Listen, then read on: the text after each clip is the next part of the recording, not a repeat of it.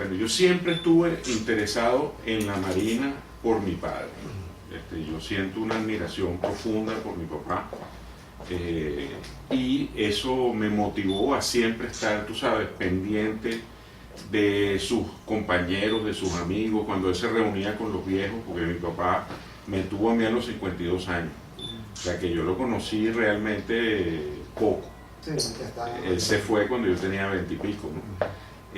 Pero siempre yo me incluía en sus reuniones, tú sabes, con los antiguos compañeros y bueno, y lo disfrutaba muchísimo. Y los conocí, hice relaciones con muchos de ellos. O sea, podemos decir que fue el que te influyó al respecto, ¿no? Ah, definitivamente, Ok. definitivamente. ¿Qué comenzaste a realizar? ¿Cuáles fueron tus primeros pasos en este apasionante tema de Ok. Mis primeros pasos no fueron, por decirlo así, conscientes. Lo que yo diría, mi primera actividad fue un día que se me ocurrió escanear los documentos de mi papá, que eran muchísimos.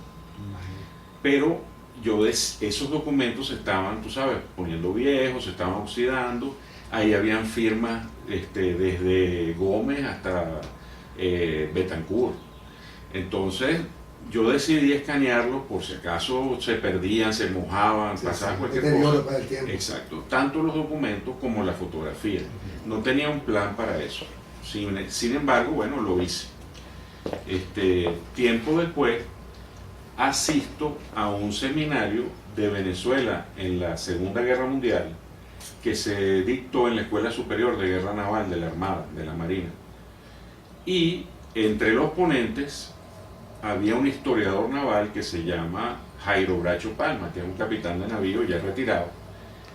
Pero él me contacta al final de la exposición, de la conferencia, y me pregunta, mira, ¿tú eres el hijo del capitán Rivero? Y yo le digo, sí.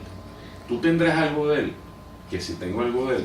Yo tengo más de 700 documentos y fotografías escaneadas, listas para que si tú las necesitas, pases buscándolas por la casa. Él las pasó buscando tal como lo prometió la semana siguiente. Y a vuelta de 2 o 3 semanas, él me devuelve una biografía de mi papá. Yo no había leído ni 5 líneas cuando ya estaba llorando, porque yo no hubiera podido escribir algo tan hermoso sobre mi vieja. Entonces, bueno, en ese momento me hago muy amigo de Jairo. Jairo tiene un doctorado en historia naval en Sevilla. O sea, es un gran maestro. Y bueno, y él me dijo, oye, vale, ¿por qué si te gusta tanto no empiezas a investigar, no empiezas a escribir? Y bueno, y le hice caso. Y entonces, bueno, él y yo hemos hecho muchas investigaciones en común. Yo he hecho muchísimas por mi parte. Pero... hablando de esa parte de Ajá. investigación, esa labor, ¿cómo la analizas? ¿Cuáles son tus mecanismos para recopilar esta densa información? Bueno, fíjate, hay muchos mecanismos. Primero, hay bastante bibliografía, tanto nacional como internacional, que tiene mucha información valiosa. Mucha de esa biografía... Dedicadas al tema. Exacto, dedicadas al tema, tanto directamente como indirectamente. Entonces, yo empecé a investigar, tú sabes qué libros existían. Y me encuentro con que en la Biblioteca Nacional hay muchísimos. ¿Okay? Empiezo también a recorrer las ventas de libros usados y empiezo a recopilar una librería importante. También una fuente inestimable de información es la Hemeroteca Nacional. ¿Por qué? Generalmente los historiadores subestiman mucho el tema hemerográfico, porque son las noticias del día a día. Claro. Pero yo he encontrado eso como una fuente inagotable de información. Tanto los periódicos como las revistas. ¿Okay? Por otro lado, existe una maravilla que se llama el Archivo General de la Nación. En el Archivo General de la Nación hay un fondo de guerra y marina que parte de 1830 hasta 1943 más o menos, llega casi al 45, que también es fundamental para cualquier persona que investigue el periodo que yo investigo, que es más o menos de 1888 ¿Tienes algo específico, no? Sí, Porque sí. eso es tan Es muy, hay, como le decía, hay mucha gente que ya ha investigado la parte de lo que es la independencia, la batalla del lago, sobre el lago de Maracaibo, etc. Pero a mí me interesaba más cubrir la vida de mi abuelo y de mi papá, que es de 1888, que es la fecha en que entra mi abuelo en un barco por primera vez, y 1961, que es cuando mi papá se retira de la Marina. Entonces, al principio, yo estaba enfocado en ellos dos, pero después empecé a darme cuenta que eso era un tema tan interesante que empecé a entender el contexto, los barcos en que estuvieron, la estructura de la Armada, quiénes eran los oficiales, cuáles fueron las misiones que desempeñaron, a dónde viajaron, y bueno, eso me ha tenido, tú sabes, apasionado desde que empecé. como infinito. Pues, Como infinito, sí, es infinita la información. Para darte un ejemplo, en el Archivo General de la Nación hay más de 7.000 legajos relacionados con guerra y marina. 7.000 legajos son unos sobres de documentos que son más o menos de este tamaño, de este grueso, que yo imagino que hay aproximadamente más de 600 documentos por legajo. Y yo estoy investigando en el archivo desde el 2010, con mucha frecuencia. Y he logrado ver más o menos 1.200 legajos. Todavía me faltan, imagínate, 5.800 legajos por revisar. Lo interesante de esto es que están ordenados cronológicamente, están investigados. ¿Cómo está el estado de conservación? Muy bueno. La atención en el Archivo General de la Nación es extraordinaria, desde todo el mundo, desde el jefe de la sala de lectura, las personas que lo asisten a uno a investigar. Se me olvidó hacer el mismo comentario tanto de la hemeroteca. La hemeroteca son unas personas súper diligentes, igual en publicaciones oficiales, igual en libros, libros raros. Libros raros y manuscritos. Y manuscritos, que es extraordinario también. O sea, yo me he sentido muy apoyado con todo el personal, inclusive la gente de audiovisuales. Cuando yo necesitaba fotografía, ellos primero me han asesorado, después me han escaneado las fotografías que he necesitado en excelente resolución. Bueno, del Foro Libertador no tengo ninguna queja, de verdad que son... por esa flor. Sí, señor, estoy de verdad agradecido. Bueno, básicamente, obviamente la Marina se genera o su origen data de la independencia. ¿Okay? Y bueno, y su primera misión fue apoyar al Ejército Libertador en la lucha contra España por el dominio de los mares, básicamente. Luego, a partir de 1830, que viene la era republicana, la Marina se redujo mucho, por supuesto, porque ya no era una guerra de independencia. Al principio generalmente eran veleros de pequeño porte, con cañones, y ya la modernidad vino un poco a partir de 1848 con el primer vapor en toda regla, que se llamó el vapor Libertador, que Venezuela compró en Estados Unidos y que fue construido especialmente para Venezuela como buque de guerra. Y bueno, y a través de todas las contiendas civiles que sufrimos en el siglo XIX, ya que no era lo común un combate naval, el rol que jugó la Armada más que todo fue de transporte de tropas. Entonces, gracias a la Armada, las tropas podían, tú sabes, llegar a donde eran necesitadas, donde habían focos de rebelión para una facción o para la otra. Entonces, básicamente, ese es el rol en el siglo XIX. Bueno, en el siglo XX se fue modernizando poco a poco las labores de guardacosta, tú sabes, para impedir el ingreso de contrabando. Bueno, y así hasta nuestros días. Pero hoy en día, por ejemplo, empiezan con alférez de navío, que es el grado más bajo de oficial. Cuando estudian en la escuela naval, se gradúan y les otorgan el grado de alférez de navío. Luego viene teniente de fragata, luego viene teniente de navío, luego viene capitán de corbeta, Ya, los tres primeros son los oficiales subalternos, que se llaman. Okay, A partir del capitán de corbeta son oficiales superiores, que son capitán de corbeta, capitán de fragata y capitán de navío. Y luego vienen los oficiales almirantes, que son contraalmirante, vicealmirante, almirante en jefe. Cuando el 18 de octubre, con la nueva junta de gobierno, se cambia el nombre de Armada Nacional a Fuerzas Navales. Cuando cae Pérez Jiménez, en el 58 se cambia el nombre de Fuerzas Navales a Marina de Guerra. Y más o menos en el 83 se le cambia el nombre de la Marina de Guerra a Armada de la República de Venezuela, ARB. Y bueno, en estos tiempos se le llama Armada Bolivariana de la República de Venezuela. En la época de Pérez Jiménez, nosotros tuvimos 3 destructores pesados llamados de la clase Nueva Esparta, que fueron construidos en Inglaterra, y tuvimos 6 fragatas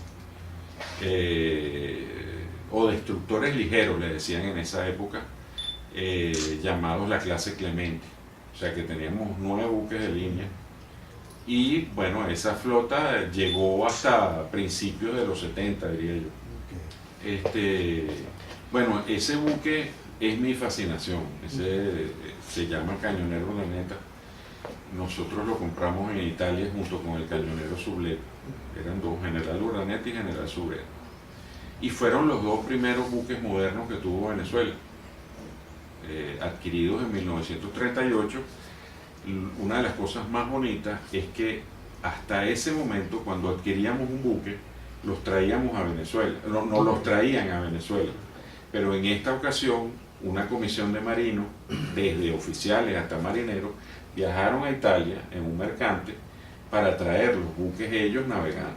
Entonces, en esa misión estuvo mi padre como director de máquinas de uno de los barcos. Bueno, en ese momento no era director de máquinas, era el segundo, porque el director de máquinas era uno de los italianos, que era su profesor. Pues, ese italiano vino a Venezuela y se quedó unos años entrenándolo a él y a los demás maquinistas para que aprendieran el arte. Pues. Entonces, esos barcos son los que 4 años más tarde, sobre todo el Urdaneta, pues, que era el que estaba esa noche ahí, era el barco más cercano, ¿okay?, a ese ataque de los submarinos alemanes, que fue el 16 de febrero de 1942. Exacto. En la madrugada, ellos hundieron 3 barcos.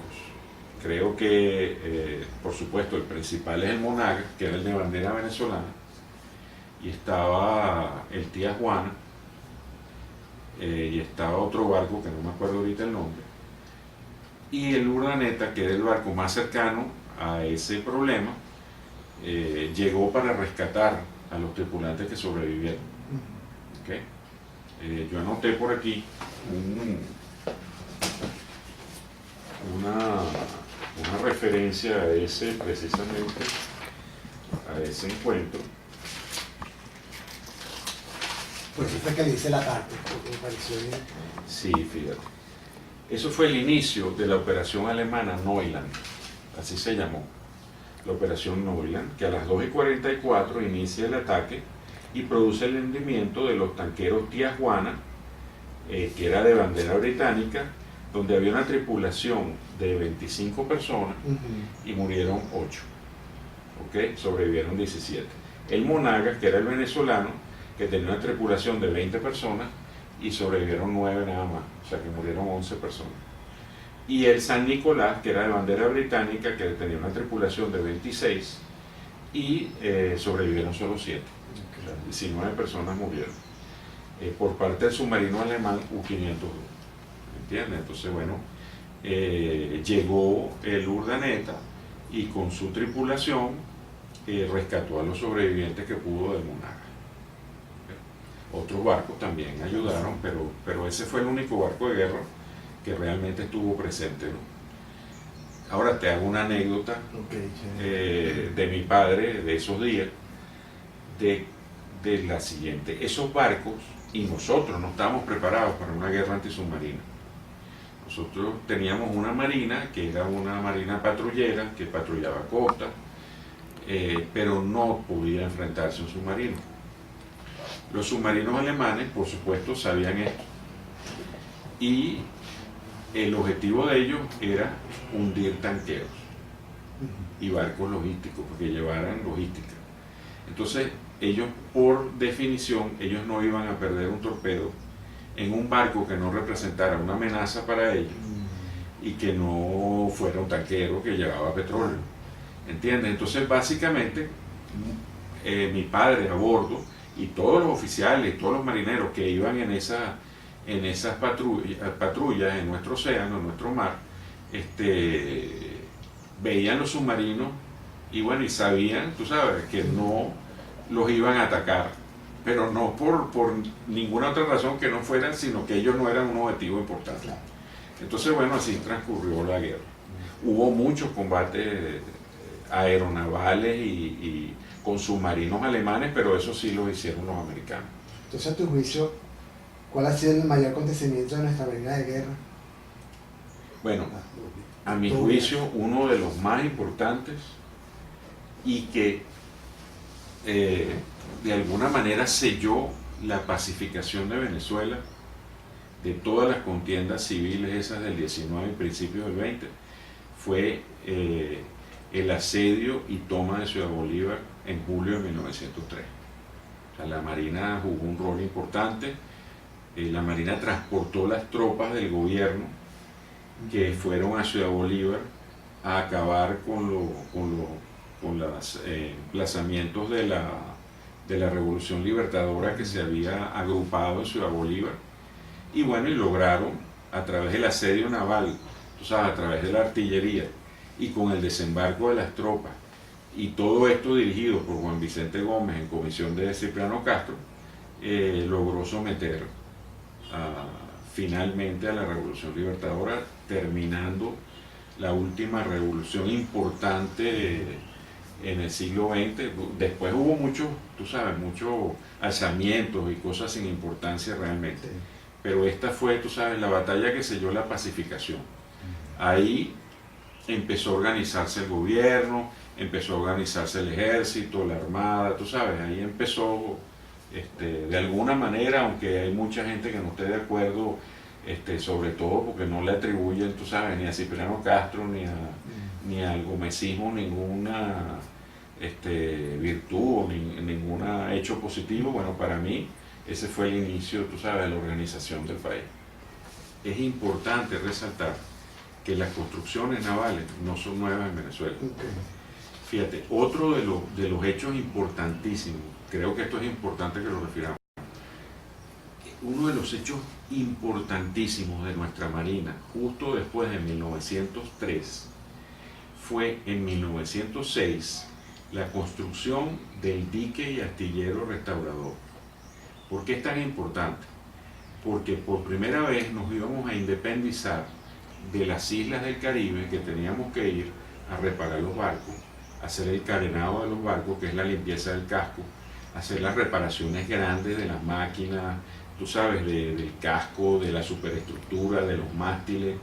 O sea, gracias a esa obra que emprendió Cipriano Castro y que dirigió Román Delgado Chalbó, que era el jefe de la escuadra que estuvo en el 1903 en la batalla de Ciudad Bolívar, él logró construir un astillero nacional que tenía todas estas facilidades y además un dique flotante de madera de 2000 toneladas, que no solo sirvió para mantener nuestros barcos, sino para mantener barcos que estaban en el Caribe.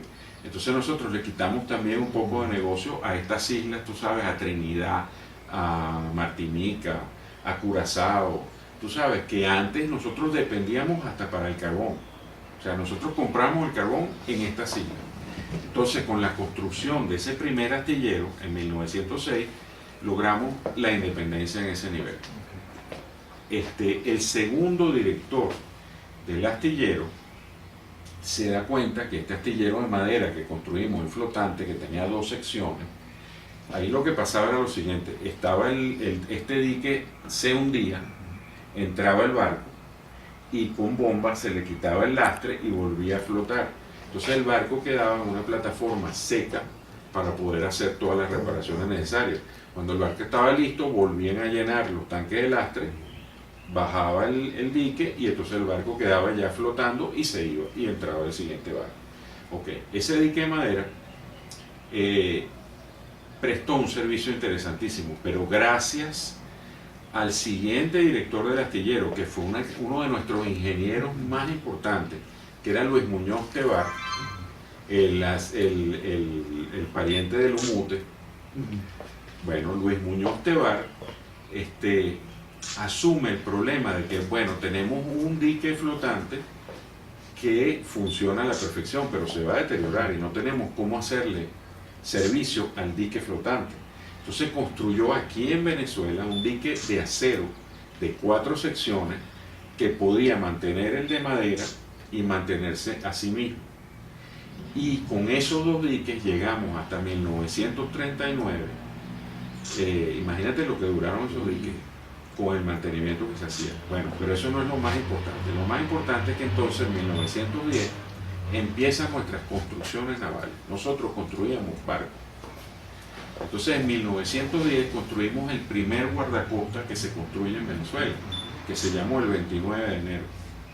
¿Okay? Inmediatamente construimos 2 mercantes que se llamaron el Nuevo Mara y el Nuevo Fénix, totalmente construidos aquí en el astillero. Y luego construimos otro guardacosta idéntico al primero que se llamó Cristóbal Colón. Entonces me parece que en esa época que nadie conoce o muy poca gente conoce esos detalles, se sepa que ya en esa época construían. Pero no solo eso, a mí me ha tocado consultar en la Hemeroteca Nacional una colección de revistas que son las revistas del MOP, del Ministerio de Obras Públicas, de esa época, que son una belleza, que se publicaron entre 1911, 1910 y 1914. Eso es un tesoro de información que hay en esa revista. Volviendo a hechos importantes de principios de siglo, que yo creo que es importantísimo resaltar, nuestra primera revista militar especializada se hizo en 1898 y dependía de la Escuela Militar de Artillería que creó Crespo, Joaquín Crespo, ¿no? Esa revista tuvo pocos números, de los cuales lamentablemente solo hay uno en la biblioteca, que es el número 3. Pero luego en 1906 los mismos autores de esa revista crearon una revista que es espectacular, que se llama Revista Militar y Naval, que se publicaba en Puerto Cabello y fue promovida por el coronel Padrón Wells y por Montero Durán, un oficial de la Armada, teniente de navío Montero Durán. Y esa revista se publicó entre enero del 1906 y enero del 1908. ¿Okay? Esa revista fue importantísima. Luego, en 1910, se produce el Boletín Militar, que llegó a 1914. O sea que sí hay material, sí hay donde investigar. ¿Okay? Y me pasó una cosa curiosa que me parece importante que te lo cuente como anécdota. Yo hice un viaje a Europa, a España específicamente, creo que fue en el 2012. Y entonces yo quería visitar tiendas de antigüedades marinas. Y me fui al Rastro, que es una zona en Madrid donde venden antigüedades. Fui a una tienda de antigüedades marinas específicamente. Bueno, vi maravillas, pero todo pesaba mucho y era muy caro. Imagínate, yo me quería traer un aparato de esos de bronce, un telégrafo de máquina, que pesaba media tonelada y costaba 4.000 euros, entonces no podía. Entonces de regreso, a pie, al metro, de repente me llama la atención una tienda que era de antigüedades militares. Entro en la tienda y el señor dueño de la tienda me pregunta, ¿qué está buscando? Entonces yo le digo, mira, estoy buscando objetos que tengan que ver con la guerra hispanoamericana de 1898, porque nosotros tenemos varios barcos de esa época, o la época fascista italiana, porque nosotros compramos unos barcos en esa época también. Entonces él me dice, sí, yo te voy a enseñar algunas cosas, pero tú eres venezolano. Sí, yo soy venezolano.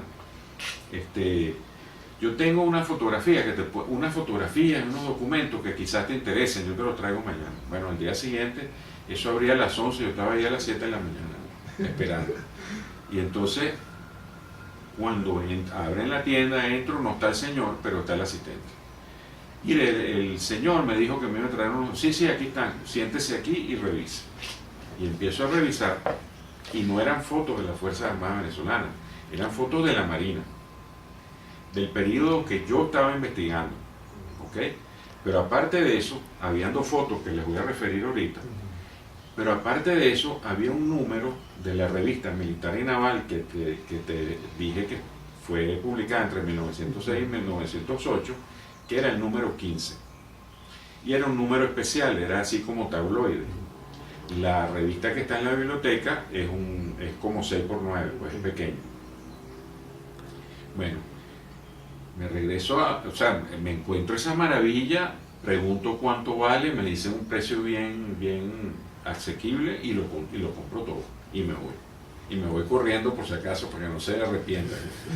Entonces, bueno, regreso a Venezuela y yo dije, oye, ya que tengo este número de la revista Militar y Naval, voy a hablar con la Biblioteca Nacional a ver si me ayudan a digitalizar todos los números. Y me ayudaron, me ayudaron a digitalizar todos los números, pero a la biblioteca le faltaba un número, el 15, que fue el que conseguí en España. Entonces ahora la biblioteca tiene el 15 y yo tengo toda la colección digitalizada, ¿entiendes? Eso para mí fue un milagro. O sea, claro, la explicación que yo le encuentro es que como era de diferente formato ese número, porque era especial, porque era la inauguración del dique, y era especial, se traspapeló, porque era de un tamaño diferente a todos los demás, ¿entiendes? Entonces no lo podía encuadernar de igual forma, entonces bueno, se traspapeló. El hecho es que existe y está completo. Mira, yo he publicado hasta el momento, que yo me acuerdo ahorita, unos 15 libros, ¿no? Estos son otra cosa, ya te los voy a explicar. Los libros que he publicado pueden ser aquellos que están allá, pero a Jairo Bracho le he publicado un libro que se titula Hombres de Hierro, que es las biografías de muchos oficiales de principios del siglo XX, Hombres de Hierro. Este es el doctor Jairo Bracho Palma, el historiador del que yo les hablé. Por ejemplo, Edgar Blanco Carrero, que es un erudito de lo que es estrategia naval, estrategia y pensamiento naval, yo le publiqué este libro que es su tesis doctoral, ¿ok? Y bueno, es un honor habérselo publicado. A este muchacho José Gregorio Maita, teniente de fragata, le publiqué su tesis de maestría, que es sobre los destructores Nueva Esparta de la época de Pérez Jiménez. ¿Okay? Al fallecido vicealmirante Lance Castellano le publiqué un libro que se llama Historias Marineras, que es sobre el día a día de los marineros de la época de la independencia. Y este libro he tenido, tú sabes, ha tenido una recepción extraordinaria porque está bien escrito, es muy interesante y enfoca la historia desde el punto de vista de la Marina, de la independencia, de una manera novedosa y muy positiva. Yo, por cierto, le he ido donando a la biblioteca ejemplares de estos libros, ¿no? Le publiqué a Jairo Bracho también un libro sobre la saga de los Delgado Chalbón, sobre Román y Carlos, que se llama Sueños Rotos, en la segunda edición. Pues la primera edición se la hizo, creo que fue el INEA, no estoy seguro, pero la segunda edición se la hice yo. Este fue el primer libro en el que yo coescribí junto con Jairo Bracho, junto con Edgar Blanco Carrero y junto con Julio Chacón Hernández. ¿Por qué 4 personas? Porque es la historia, básicamente la historia del pensamiento de mi abuelo, el capitán de corbeta Ramón Díaz Flores, que fue el primer oficial que, hasta donde nosotros sepamos, escribió un artículo sobre el poder naval en una revista técnica en 1908, que es la revista Militar y Naval. Entonces, tanto Julio Chacón Hernández como Edgar Blanco Carrero son pensadores navales y son los que escriben sobre pensamiento naval. Y Jairo y yo fuimos los biógrafos. Entonces este libro tiene dos partes, la biografía y el análisis del pensamiento naval. Entonces este libro a mí me llenó de mucha satisfacción y bueno, y se lo voy a obsequiar a ustedes para que lo tengan. Y esta es mi joya de la corona. Esta es Espadas y Sables de la Armada de Venezuela, sí, de la Armada de Venezuela en el siglo XX. Este libro tiene una investigación de más o menos 6 años, en el cual, bueno, fueron vitales el Archivo General de la Nación, la Biblioteca Nacional y muchas fuentes también extranjeras. Mi colección de fotografías, porque la colección me ayudó a poner los sables y las espadas en contexto, en la época. Y bueno, le dediqué mucho cariño a este libro y estoy muy contento. También hay ejemplares en la Biblioteca Nacional y este también se lo voy a obsequiar para que lo vean. Entonces aquí, si ustedes ven, yo hago un vuelo por los diferentes sables que ha tenido la Armada en el siglo XX. ¿Okay?